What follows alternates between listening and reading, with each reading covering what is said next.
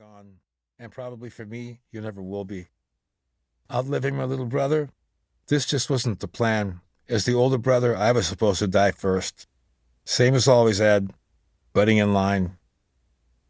I've watched, sometimes with anger, sometimes with grief, and other times with pride, as the world has mourned your passing and other people have claimed to tell your story. But I was with you from day one. We shared the experience of coming to this country and figuring out how to fit in. We shared a record player, an 800-square-foot house, a mom and a dad, and a work ethic.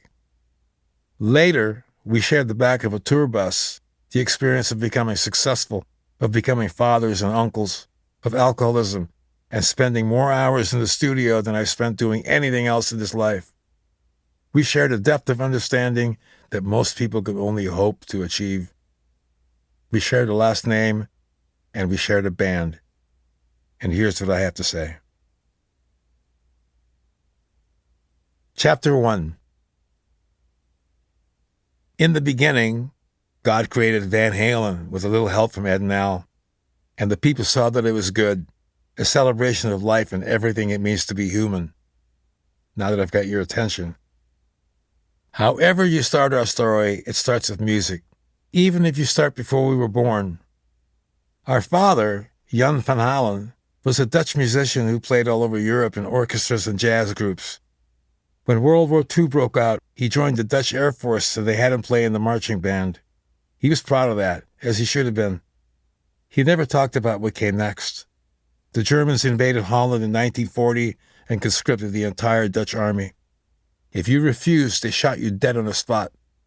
So the next thing he knows, my father is being forced to play German Oompa music and propaganda songs more or less with a gun to his head.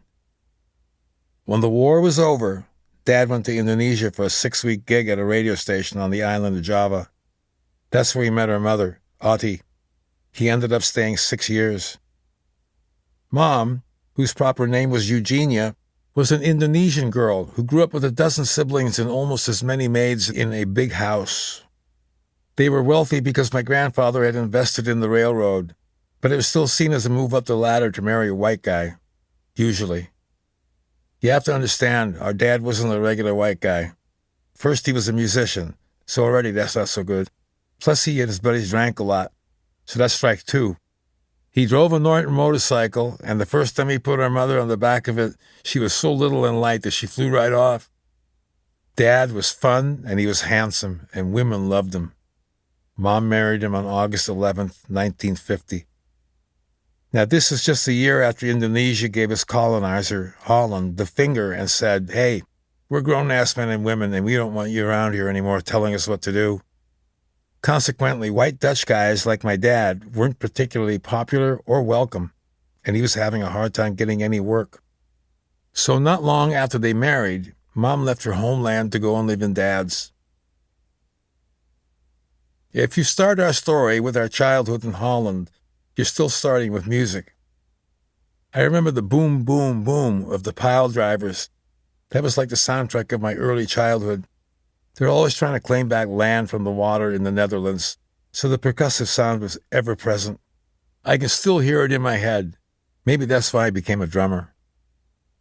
When I came along on May 8th, 1953, and Ed joined the party 20 months later, my mother was determined to make us respectable in all the ways her husband wasn't. A big piece of her plan was classical music. That's why my brother's name was Edward Lodewijk Van Halen. That's Dutch for Ludwig, as in Beethoven, whose real last name was Van Beethoven, just by the way. We had a ripping upright piano, and Mom made us take lessons, and this became a sore spot. We weren't allowed to leave the house unless we practiced.